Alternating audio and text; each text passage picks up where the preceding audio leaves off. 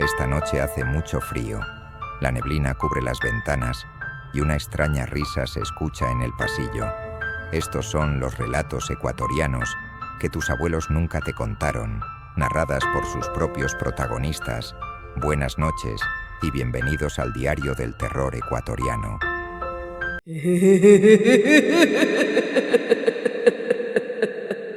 Relato número 1. Mi nombre es Luis y llevo más de 15 años trabajando como taxista en Quito. Siempre pensé que había visto de todo en las calles del centro histórico, pero esa madrugada de miércoles cambió todo para mí. Eran casi las 3 cuando recogí a un hombre en la Plaza Grande, justo frente a la catedral. Él era muy alto, demasiado, con una cabeza y un cuerpo extrañamente alargados. Su piel pálida brillaba bajo la luz amarilla de las farolas y tenía unos ojos negros, profundos, que me atravesaban con la mirada. Su voz fue un susurro áspero cuando me pidió que lo llevara a Carcelén. Desde el primer momento sentí un escalofrío que subió por mi espalda. Sin embargo, encendí el motor y arrancamos, pensando que sería un viaje normal. Mientras avanzábamos por las calles desiertas, noté que el hombre empezó a babear. Gotitas viscosas caían lentamente de sus labios. Los sonidos que emitía eran extraños, como gruñidos apagados mezclados con un jadeo cansado. De repente me dijo con una voz que parecía un crujido: «Tengo hambre, pero tú estás muy flaco». Esas palabras me hicieron erizar la piel y tensar cada músculo de mi cuerpo. No sabía si era una amenaza o una advertencia. El silencio se volvió denso, solo roto por el motor y el suave roce de la lluvia que comenzaba a caer sobre el parabrisas. Sentí que me observaba con hambre, como si yo fuera su próxima presa.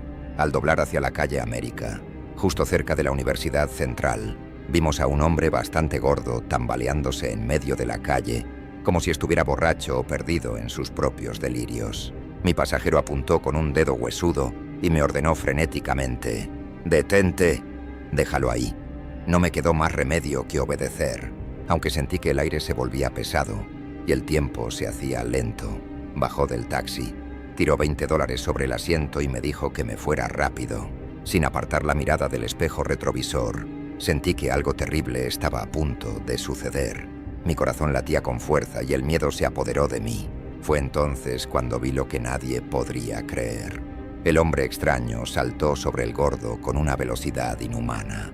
Sus manos se transformaron en garras y de su boca surgieron colmillos enormes y afilados. Lo sujetó del cuello y clavó aquellos dientes como si fuera un vampiro de leyenda.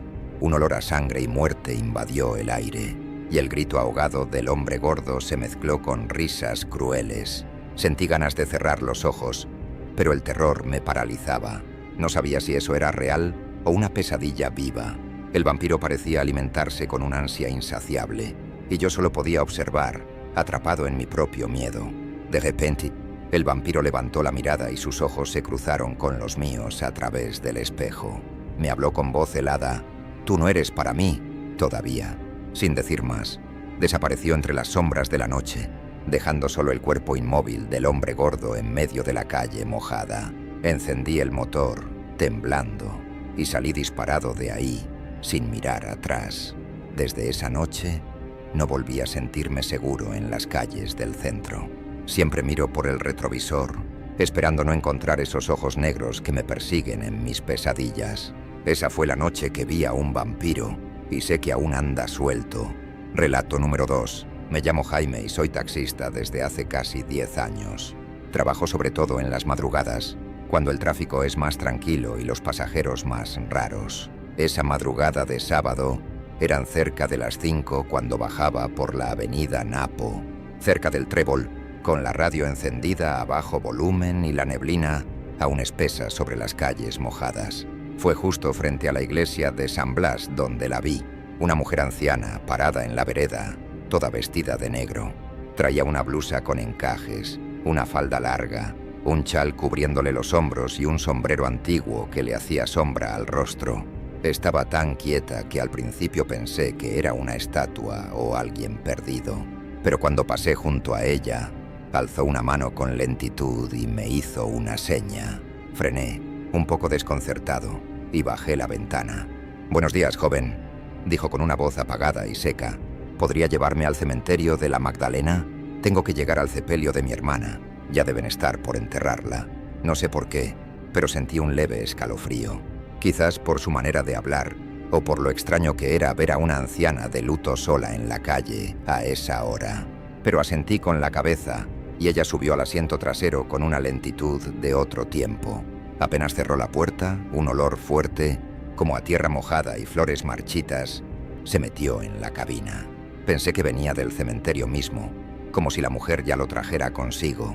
Conduje por la avenida Maldonado rumbo al sur, mientras el cielo comenzaba a aclarar levemente. No hablábamos. Yo intentaba concentrarme en el camino, pero el olor se hacía cada vez más fuerte, como si alguien hubiera metido un puñado de tierra húmeda y raíces podridas dentro del taxi. Pensé en preguntarle algo para romper el silencio, pero cada vez que la veía por el espejo retrovisor, me daba la impresión de que no respiraba, de que su rostro apenas se movía, como si fuera de cera o una muñeca muy vieja. ¿Va a llegar más gente al entierro?, me atreví a decir al fin. Solo los que deben ir, respondió ella sin mirarme. Fue lo único que dijo durante todo el trayecto. Cuando llegamos al cementerio de la Magdalena, estacioné frente a la reja principal, que aún estaba entreabierta.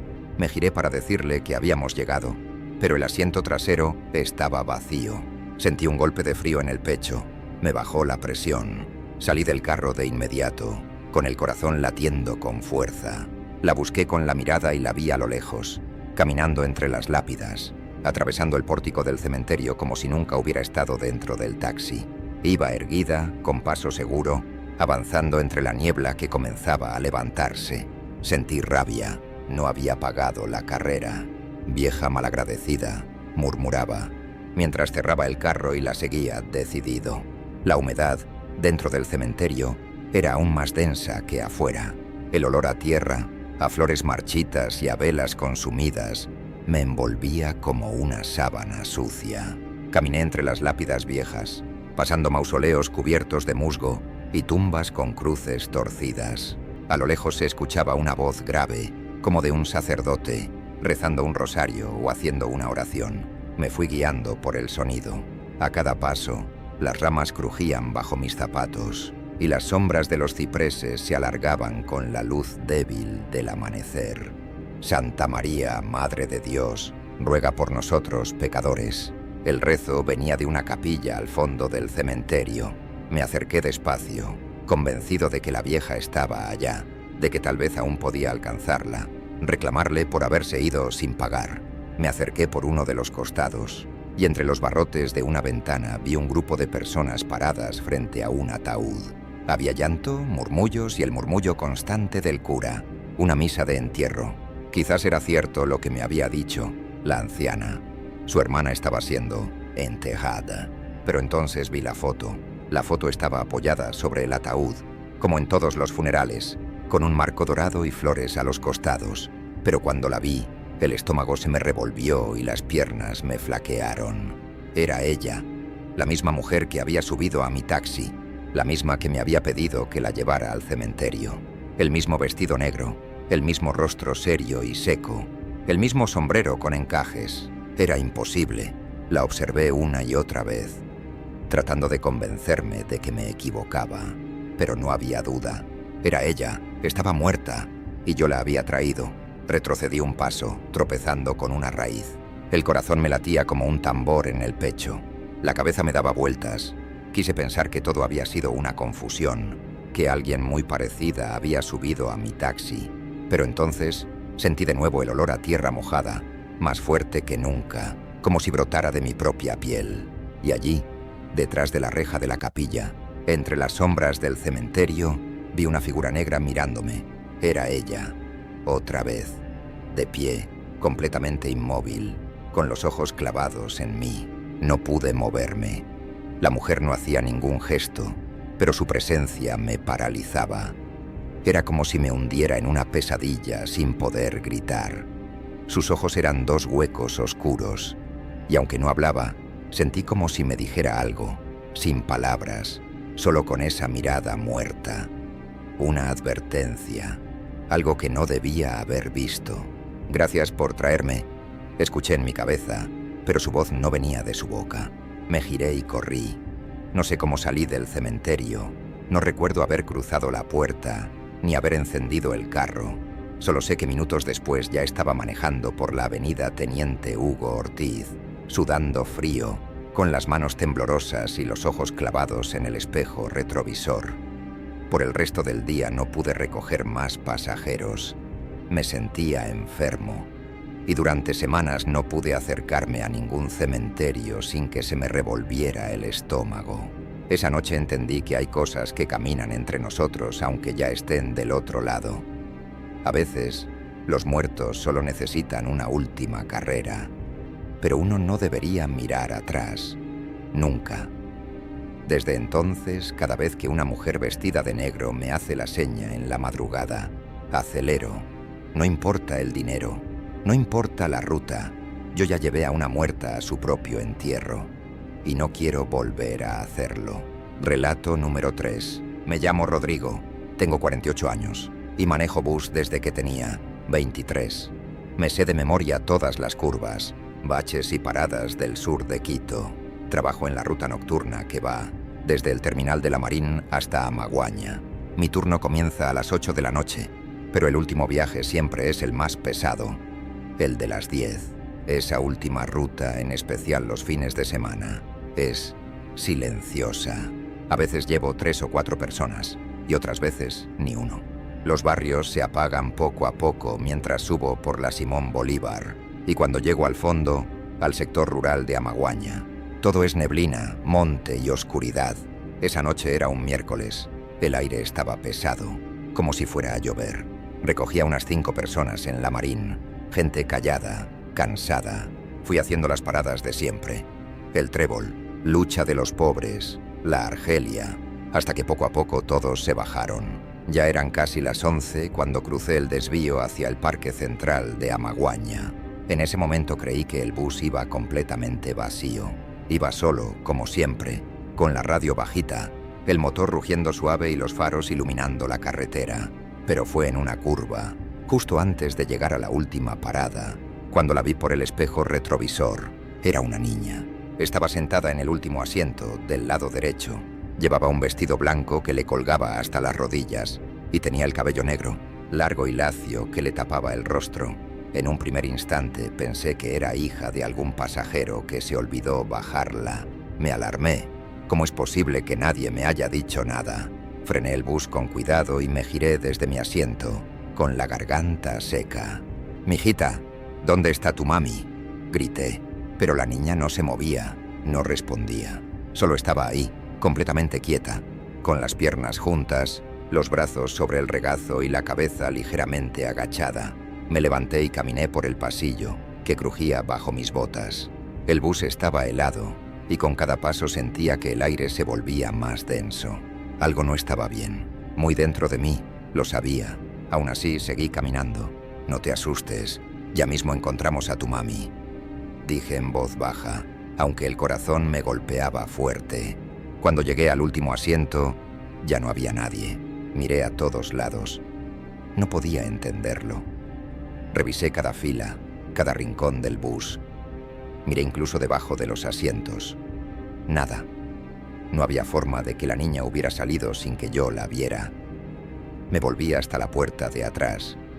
Seguía cerrada, como siempre. Me senté un momento en uno de los asientos, sin saber qué pensar. Me pasé la mano por el rostro y sentí el sudor frío, a pesar del clima. Entonces me convencí. Debí haberme confundido. Tal vez fue un reflejo, la luz de algún poste, la neblina entrando por los vidrios, algo. Pero cuando estaba a punto de regresar a mi asiento, lo vi. Una pequeña huella mojada sobre el piso de metal del bus. Una huella de pie descalzo, pequeña, como de una niña. Estaba justo al borde del asiento donde la vi sentada. Mi cuerpo se quedó helado. No quise quedarme ni un segundo más. Me subí al asiento del conductor, apagué la radio y arranqué sin mirar al espejo. Lo único que quería era volver al terminal. Lo que fuera que había visto, no quería que siguiera ahí. El camino de regreso fue eterno. Cada sombra me parecía extraña. Manejaba sin música, sin hablar, sin mirar atrás. Cada vez que pasaba por una curva, sentía que alguien me observaba desde los últimos asientos, pero no me atrevía a girar la cabeza. Solo apretaba el volante y seguía conduciendo como si nada. Ya eran casi las 11:30 cuando llegué a la autopista.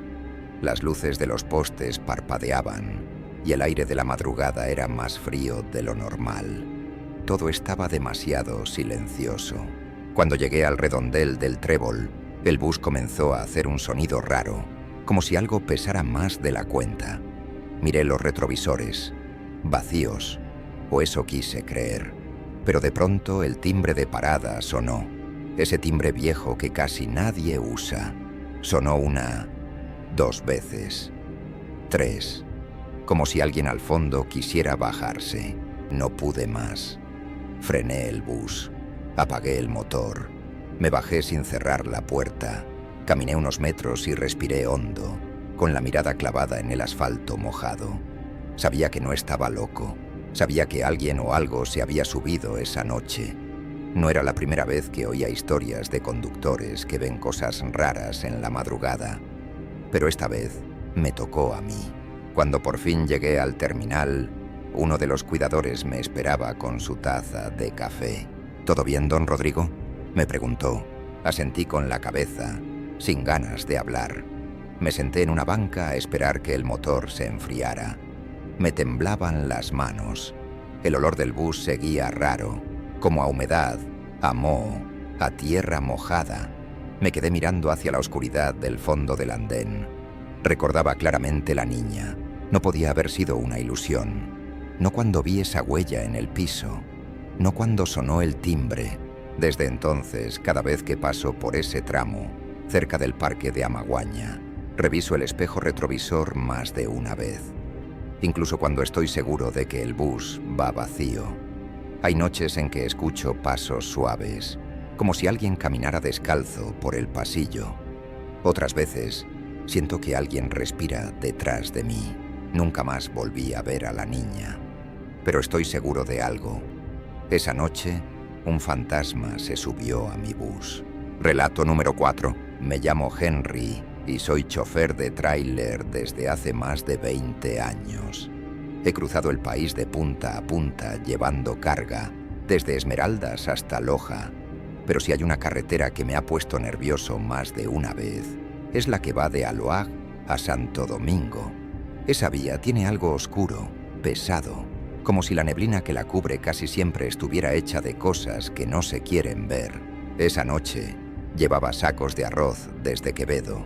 Tenía que dejarlos en una bodega en el Quinche. Salí tarde. Eran cerca de las 11 de la noche cuando pasé el peaje de Aloag. La luna apenas se veía y el clima estaba raro, demasiado callado para esa altura.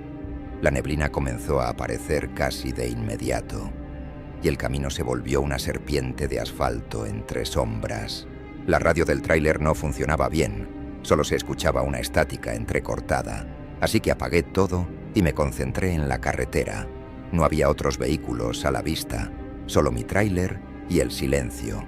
Fue por el kilómetro 37, cerca de una curva antes de Ayuriquín, donde comenzó todo. En medio de la neblina, vi una figura al costado de la vía, parada, inmóvil. Frené un poco. Me pareció raro ver a alguien sola, tan lejos de todo, en medio de la madrugada. A medida que me acercaba, la vi más clara. Era una mujer. Llevaba un vestido blanco que le llegaba hasta los tobillos. Tenía el cabello negro, largo, suelto, y parecía empapada. Al principio pensé que era una señora que había tenido un accidente o que se había quedado botada. Bajé la velocidad, pero entonces algo me golpeó el estómago. No tenía rostro, o al menos su cara estaba completamente cubierta por el cabello. No se movía, no levantaba la mano, ni pedía ayuda. Solo estaba ahí, como clavada en el suelo. Pasé lento junto a ella, y justo cuando el tráiler la rebasó, la escuché. Un grito, largo, seco, desgarrador, que no parecía humano, como un lamento que te corta el alma.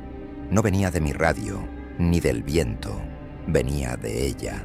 El sonido atravesó la cabina del tráiler y me hizo helar la espalda. Apreté el volante con fuerza y aceleré. No quise mirar por el retrovisor. No quise saber si ella seguía allí. Pero entonces todo se volvió peor. Avancé unos 5 kilómetros sin mirar atrás. Intenté convencerme de que había sido el sueño, la tensión de manejar solo, el cansancio. Pero en lo profundo de mi pecho sabía que algo no estaba bien. Me sudaban las manos. Tenía la sensación de que no estaba solo en la cabina, como si alguien respirara detrás de mi asiento. Y entonces la escuché otra vez. Un llanto, no un llanto cualquiera, sino uno suave al principio, como el de una mujer desgarrada por dentro. El llanto venía de dentro de la cabina, justo detrás de mí. Giré el cuello lentamente, con el corazón golpeando las costillas. Y ahí estaba, sentada en el asiento del copiloto, como si hubiera estado allí todo el tiempo. La misma mujer, vestido blanco, cabello largo y mojado, pero esta vez con el rostro visible. Una cara gris, sin labios, con ojos hundidos y abiertos de par en par, llenos de desesperación y rabia. La boca era una herida abierta, de donde salía un susurro tembloroso. ¿Dónde están mis hijos?, grité como nunca en mi vida. Di un volantazo sin querer y el tráiler casi se me va por la cuneta. Logré frenarlo, bajé como pude, tropezando con la puerta y rodando hasta el costado del camino.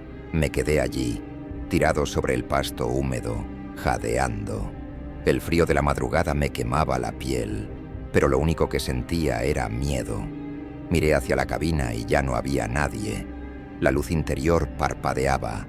El motor seguía encendido, pero la radio ahora echaba un murmullo extraño, como si alguien susurrara palabras sin sentido. Cuando me levanté y volví a subir, la cabina estaba vacía. No había rastro de la mujer, pero el olor a ropa vieja, a tierra mojada, a flores podridas, seguía allí. Arranqué el tráiler otra vez, decidido a salir de esa vía lo más rápido posible. Fue en la curva del kilómetro 42 donde volví a verla. Estaba en medio de la carretera, con los brazos extendidos y el rostro inclinado hacia un lado. Frené de golpe. No podía seguir, no podía avanzar, pero al parpadear, desapareció. No quedó ni rastro, solo neblina, solo el silencio más espeso que he sentido en mi vida. Logré llegar a Santo Domingo casi a las 2 de la madrugada. Cuando llegué al primer control, un agente me miró y se me quedó viendo con extrañeza. ¿Se siente bien, señor? Está blanco como papel. Le conté lo que vi, sin muchos detalles. Me preguntó en qué curva fue. Cuando le dije, se quedó callado. Hace años ahí hubo un accidente, me dijo, bajando la voz. Una madre con sus 2 hijos. El bus se fue por la curva en la madrugada. Ella sobrevivió unos minutos, pero los niños no. Desde entonces varios choferes han dicho que la ven, que se sube, que les llora, que grita. No dije nada, solo asentí. Esa fue la última vez que hice esa ruta en la madrugada. Me cambié al turno de la mañana. A veces, cuando paso por ese tramo a plena luz del día, me acuerdo de esa cara, de ese grito y del asiento del copiloto vacío, que no siempre lo estuvo, porque yo lo sé. Esa noche, la Llorona se subió a mi tráiler.